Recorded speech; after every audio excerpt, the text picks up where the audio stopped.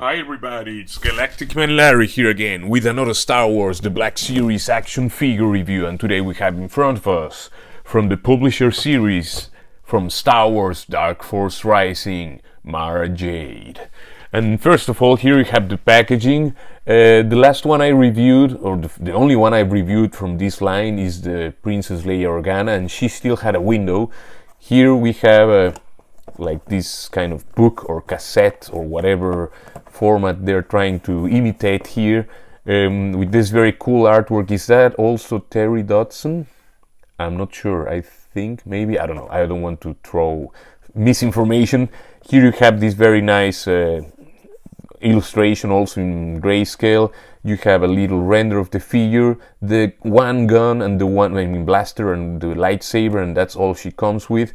She should, definitely she should come with an extra head with this exact situation, her like cloth thing going on with the goggles there. We only have it like this, but if you're paying like 30 something euro, legends, if you're paying like 30 something euro for a figure, she should at least have, she has one lightsaber, one blaster. She could have an extra head and a couple of extra hands. What is going on, Hasbro? What is going on with the greed? The greed. And there you have more artwork of Mara Jade, more like grayscale images. I think maybe not many of you care about this, but I'm showing it. And here, in case you want to read the bio, you can pause it now, because I won't read it for you. You can read it yourself. And there you have another illustration of her. That's not my favorite one of the bunch. It's a cool artwork, yeah, but she looks better in some of the other images. You take her out by cutting the tape here. You open here, you pull the tray, and there you have her. She comes, first of all, let's see what comes off easier. She has this little blaster here, looking cool, like in gunmetal gray. It has a little bit of paint at the tip of the blaster.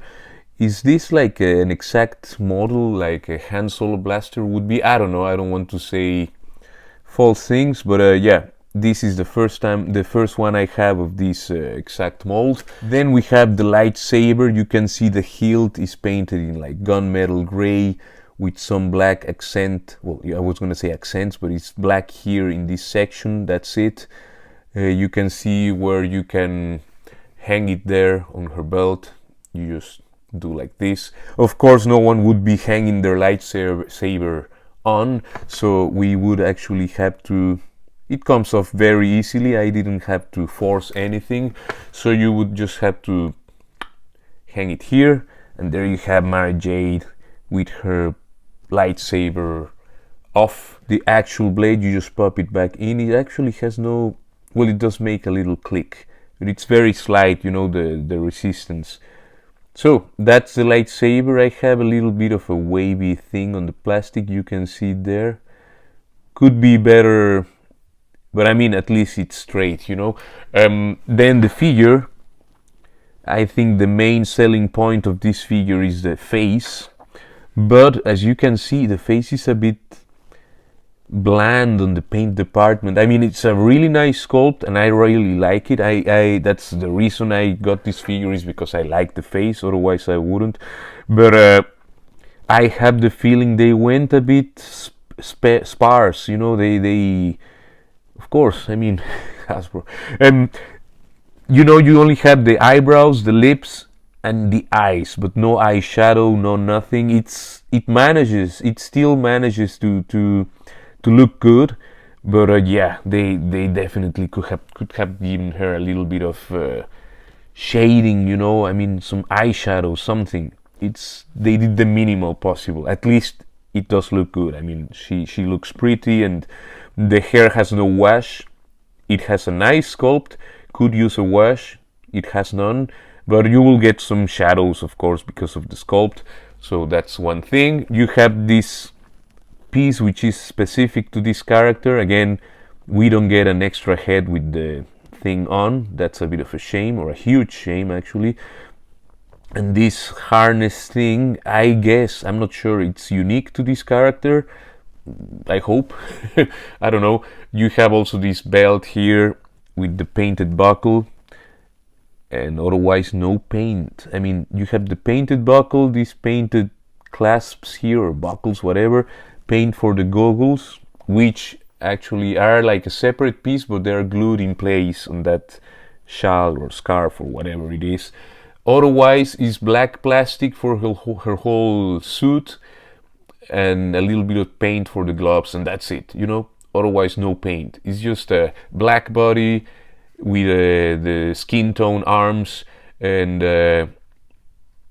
paint here. The hands are molded plastic. The belt is molded, always molded plastic with the minimal amount of paint they could give us. But maybe, I mean, that's partly character design, but I'm sure they could have done a bit more. As you can see, the legs on mine are a little bit wobbly. That's a bit of a shame, because I paid decent money for this figure. I mean, let's check the articulation. The head can look up.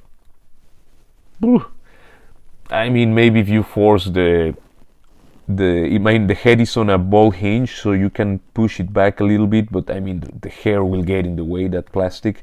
She can look down that far, that's fine. She has almost no, I mean, close to no tilt to the sides, because of, I mean, the head sits nicely in the ball hinge. You actually have to do like this to see the hinge.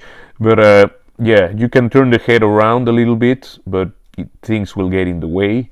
Maybe if you remove this thing, you will have some more movement, but I mean, that's part of the look of the character, right?